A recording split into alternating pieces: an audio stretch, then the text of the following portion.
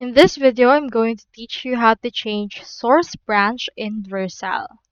In order to do that, first head over to vercel.com and you can see right here their website. From in there, proceed to click on the sign up option in order to create an account, or if you want to create an account and a project at the same time, proceed to click on this start deploying. So since I already have an account, let me just proceed to log in right there.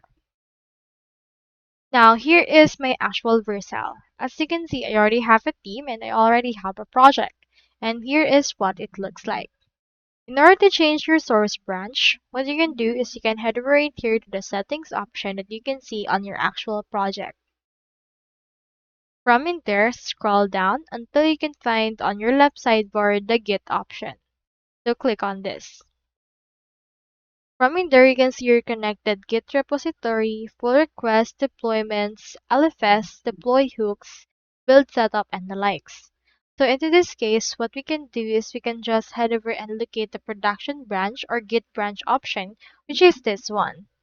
So into this case, these are actually unique URLs that allow you to trigger deployment of a given branch. So in this case, just input right here and select the specific branch that you want. Input right here the name of that branch and input right here the branch name. And after you have done that, click on this create hook and then it will be added right here. You can either copy or revoke this particular URL that you have available. If you want to change that, you can just revoke it and input right here the new name for it and create it using these options right here. You can also use this build setup and change the behaviors for this script that you have created. Once you're done, click on save right here that you can see.